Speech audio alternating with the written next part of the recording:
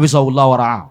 ودعا أبا سلطان بلنا ملذة العيش إلا صحبة الفقراء هم السلاطين والسادات والأمراء فاصحبوهم وتأدبوا في مجالسهم. أعوذ بالله من الشيطان الرجيم.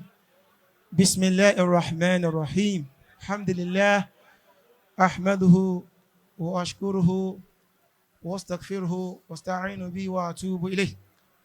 أشهد أن لا إله إلا الله وحده لا شريك له وأشهد أن سيدنا ونبينا محمدا عبده ورسوله. اللهم صل وسلم وبارك على سيدنا محمد وعلى آله وصحابه ومن سار على وتيرتهم إلى يوم الدين. lábẹ́ kíkí Ọlọ́run àti ìtọrọ ìkẹ́ ìgẹ̀ fún Ànábì wa Muhammad sallallahu alayhi wa sallam. Mo kí bàbá wa àgbà ní orí ìkàlẹ̀, bàbá wa ọba fún gbogbo ìlú Ẹdẹ,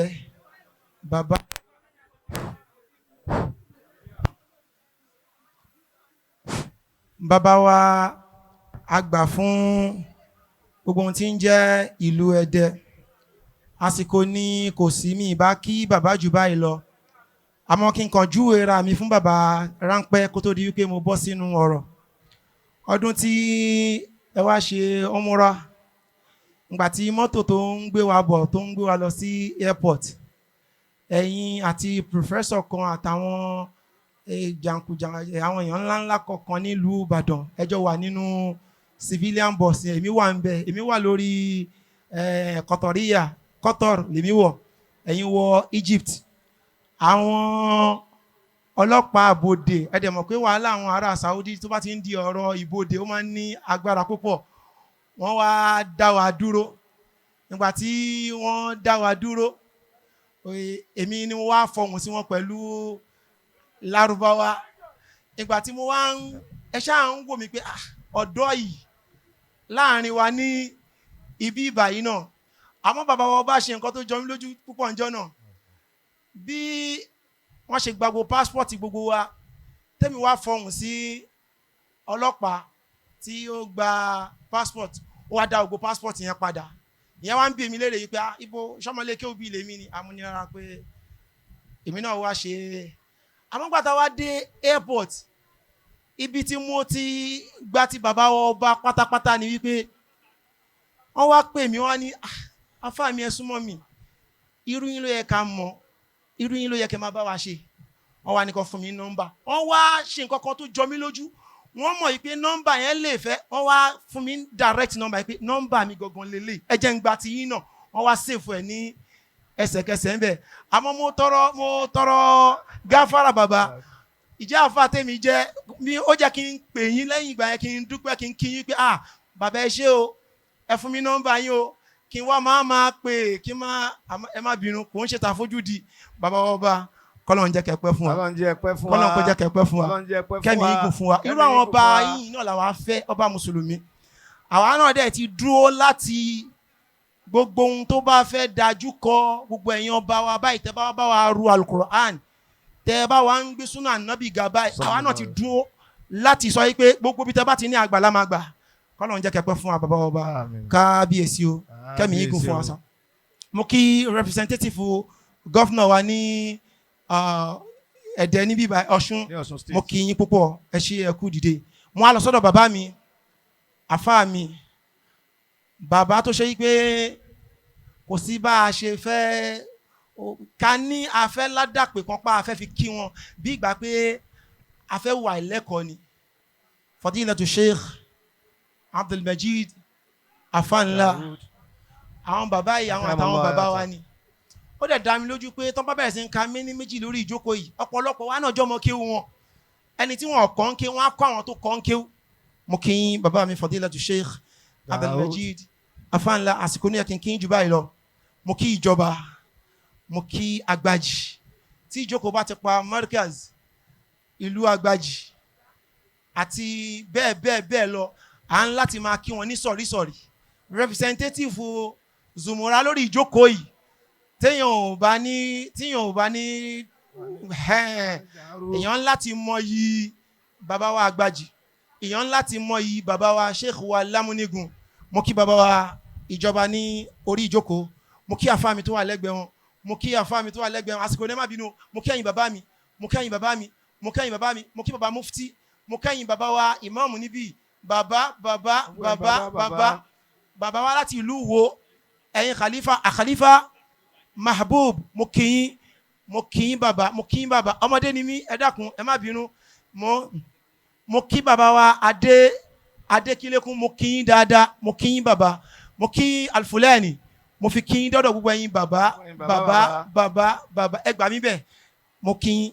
Wọ́n wá sí ẹ̀gbẹ́ mi bí, mo kí Fadilatu, mo kí Sheikh Ọlọ́ngbọ́, mo kí bàbá wa Imam Qodiriyah láti, wọ́n wá sẹ́gbẹ́ mi bí, mo kí bàbá wa Sheikh wa Najmuddin, mo kí Sahibul Bayan, mo kí bàbá wa Mojá Sọpẹ́, mo kí bàbá wa Gbódòfù, mo kí bàbá wa Mudir Aleworoki, mo kí Ustaz tó wà lẹ́gbẹ̀ẹ́ wọn, mo kí Khalifa, mo kí bàbá tó wà lẹ́gbẹ̀ẹ́ wọn. Àsìkò ní ẹjọ́ má bínú, ẹ gbà mí bẹ̀, mo fọlọ́run bẹ̀, mo fà nábì bẹ̀yìn. Mo kí gbogbo wa pé assalamu alaikum wa rahmatullahi wa barakatuhu. Wa alaikum assalam wa rahmatullahi wa barakatuhu.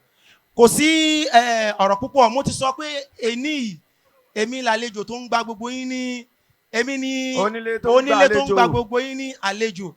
Àmọ́ gbà tí wọ́n dẹ̀ wá sọ fún mi pé wọ́n fẹ́ jẹ́ kí n ṣe Fidau fún bàbá gẹ́gẹ́ bí bá ti gbé fún bàbá wa Sheikh Abdulmajid, wọ́n láwọn ti létò ní orí ẹ̀ kí má wàá tọ́ bọ ètò wọn. Bàbá wa tí wọ́n lọ irú ọjọ́ ìní náà, ó ti júwe irú iṣẹ́ dáadáa tí bàbá yìí ṣe, ó dẹ̀ ti júwe Ọlọ́run ló mẹ́rú ẹ̀. Bàbá wa kí Ọlọ́run ló mẹ́rú ẹ̀. Ọlọ́run ló mẹ́rú ẹ̀. Tí bá ẹni tí yàn bá ti fẹ́ ṣàrin fún mi, ẹni tí ó kọ́kọ́ bá jà kó tó dọ́dọ̀ mi nìyẹn. Mo kí ẹ bá mi ní ṣe mo kí Ọlọ́run ló mẹ́rú ẹ̀, mo kí torí pé mi àti ìjọ ń gbàlejò ni, ẹ má bínú. Bàbá wa tí wọ́n lọ ní àárín wa yìí, irú iṣẹ́ tí wọ́n ṣe kalẹ̀ pẹ̀lú pé wọ́n ní irú Fadilatu Sheikh Saqafi, wọ́n ní irú Khalifa Imam Ridwan, wọ́n ní irú Lisanu Sheikh àti gbogbo orú àwọn àgbààgbà nínú ilé yìí. Ó júwe wípé bàbá yìí ti ṣe dáadáa, torí wípé kí ìjókòó pé báyìí káwọn àáfàá jọ báyìí, ó máa ń sábà kò ń sábà fẹ́ rí báyìí bí ò bá jẹ́ pé èèyàn ṣe dáadáa. Àmọ́ nǹkan tẹ́mi ó kàn wí ni wípé ẹ jẹ́ ká jọ wáyà al-Qur'ani. Ó ní wa yawma yahshuruhum ka'an lam yalbasu illa sa'atan min an-nahar yata'arafuna baynahum qala ka'annahum yawma yarawnaha. Ṣé mo correct? Lam yalbasu illa 'ashiyatan aw duhaha. Wọ́n jọ́ kan ń bọ̀ tí Ọlọ́run kó wa jọ sí gbàgede o. Ìjọ náà tí wọ́n kó wa jọ, kówó máa wo rẹ̀ ń jọ náà bí ìgbà yìí pé ìrìn ìṣẹ́jú kan náà ni, àbí ká lajú ká là, àbí ìrìn wákàtí kan, àbí ká tiẹ̀ sọ yìí pé bóyá ìrìn àjò tá a rìn lá ní gbogbo ayé yìí àtọlọ́dún 10 àti 20 years àti 30 àti 40 àtọlọ́ndrẹ̀d àtọ́ní 130 bíi bàbá wa yìí àti ẹni tó ti jù bẹ́ẹ̀ lọ, bí ìgbà yìí pé ìrìn àjò tó ń rìn gbogbo ọjọ́ tó ń wá sáyé, bí ìrìn láti ìṣáì sí àṣùbà ni. Àmọ́jọ́ náà ó dùn sọ bá a ṣe gbé àyá al-Qur'ani kalẹ̀ tí gbogbo àgbáyé pé alhamdulillah tó bá dijọ́ náà. Rárá o, ìjọ tá à ń wí haulai humul qayyisun allazina alimu haqiqata ad-dunya kama alimu qillata lubthihim fiha. Àwọn èèyàn bí àwọn bàbá wa yìí tó mọ pàápàá tó ń jáyé, wọ́n dá ayé mọ̀, wọ́n gbọ́ ayé yé. Ìdá ayé mọ̀ àti irú gbọ́ ayé tó gbọ́ ayé yé, wọ́n mọ̀ yìí pé ayé ìgbà kan ń bọ̀ tó ṣe yí pé ìyẹn gangan lápàdé Ọlọ́run ní dáadáa, lábàánu Ọlọ́run pàdé.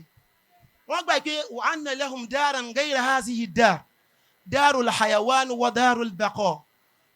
Òun ló fà tó fi jẹ́ pé gbogbo wọ́n ṣe ti rí pé á pàdé Ọlọ́run níjọ́ kan, ilé kan ń bẹ tá a máa bẹ́ ń bẹ̀ lọ gbére tí ò ní tán yẹn.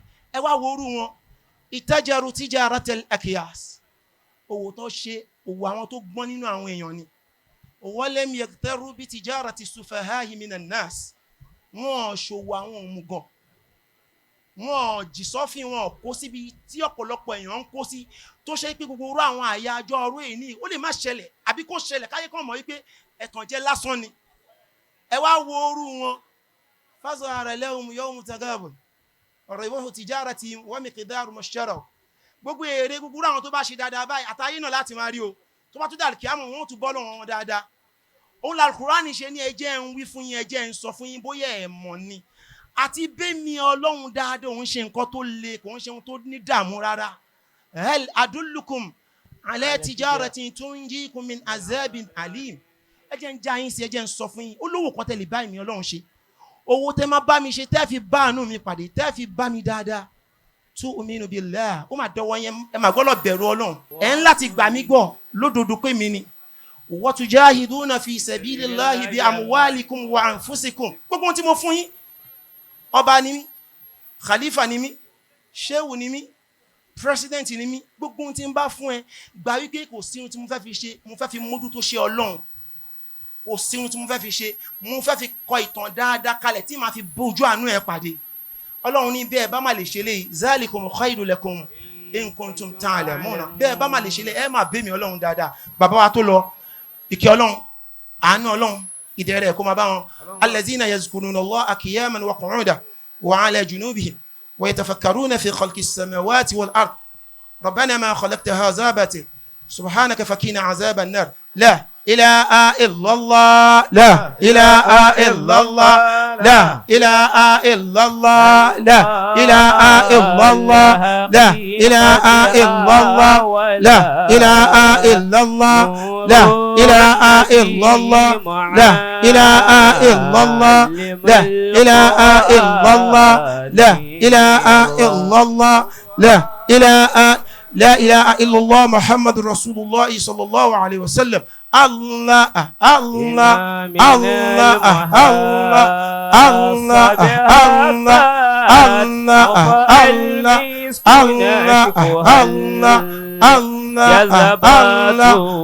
Allah Allah Allah Allah Allahumma balligh ma karana. gbogbo ètò àkàyè gbogbo ládàá tá a bá fẹ́ rí ń bẹ̀. wa nura ma talawna. àti mọ́lẹ̀ tó wà ń bẹ̀ pátápátá. hadiyatan wasila ila ruhi. bá wa ṣe ní ẹ̀bùn tó tóbi tí ọmọ lọ bẹ́ẹ̀ mi bàbá wa Arimiyahu. bisimilahi kul huwallahu inna anzalna. bisimilahi rahmanir rahim. kul huwallahu ahad. allahu samad.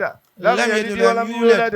wa lam yakun lahu kufuwan ahad. bisimilahi rahmanir rahim. inna anzalnahu fi laylatil qadr. وما أدراك ما ليلة القدر ليلة القدر خير من 1000 شهر تنزل الملائكة والروح فيها بإذن ربي من كل أمر سلام هي حتى مطلع الفجر. مدير مكي بروفيسور معروف مكي أما بينو أسكونيو سبحان ربك رب العزة عما يصفون والسلام على المرسلين والحمد لله رب العالمين. أجاب بيولون توبي جماعة. الله أكبر. ẹtún jẹ́ agbé ọlọ́run tóbi lẹ́ẹ̀kan sí. Allahu akbar.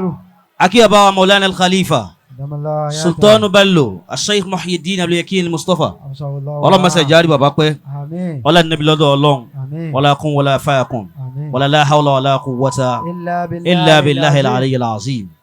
bí bàbá ti establish ẹni tí a máa lò ní pẹ́rẹ́gì yìí mo rò wípé bá ti máa lọ